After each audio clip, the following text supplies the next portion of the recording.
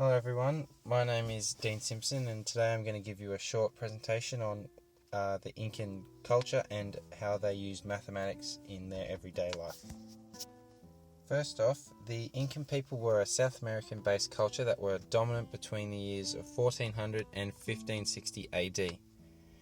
The Inca were the largest empire to ever control the South American continent, with their territories covering areas of modern-day Peru, Argentina, Bolivia, Chile, and Ecuador. The Inca were best known for their art and architecture, as they made some of the most beautiful places and buildings the world has ever seen. Most notable of these is the hilltop palace of Machu Picchu. The Incans used their maths every day through quippus. The quippus are lengths of rope or cloth that are tied with knots to show numbers.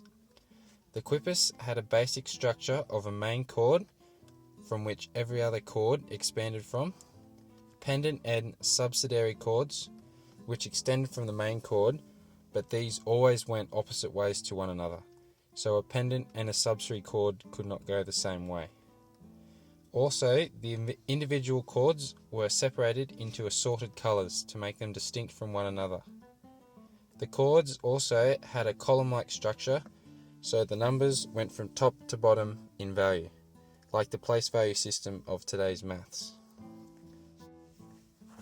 The quippus were an important part of the Incans' everyday life and mathematics, especially in the areas of agriculture and surveying and census and accounting. With agriculture and surveying, the quippus were used to survey the land that they recently conquered and to divide up the population of that land.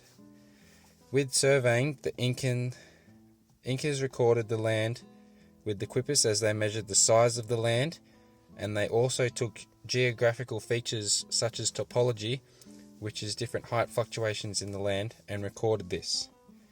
With populations, they split them up and made sure there was only a certain amount of people moving into the newly captured land. Census and accounting was used by the Incas and the quippus, with taking population of various areas of land and assigning people to newly captured areas of land. This was done by breaking the population of the people being moved into the new land into multiples of 10, which is the similarity of the base 10 system, which is still being used in today's maths. They also used quippus to keep track of the amount of food sources collected and kept in the empire. Similarities with today's mathematics are the systems that are still in place today.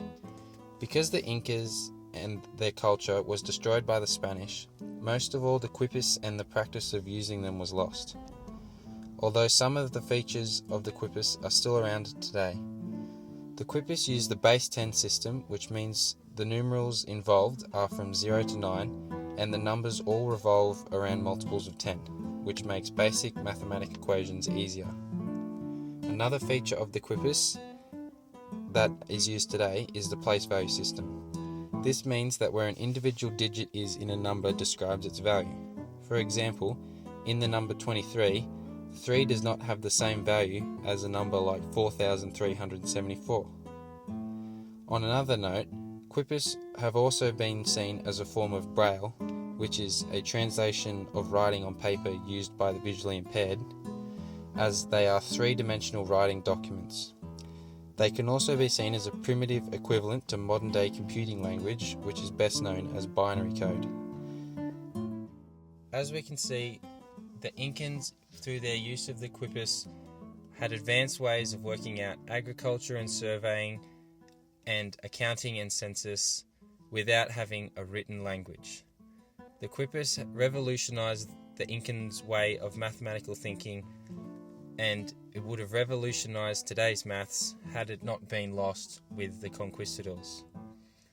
Thank you for listening to my presentation about the Incan maths and the use of quippus, and I hope that you have taken something away and learnt something that you previously did not know about this long forgotten culture.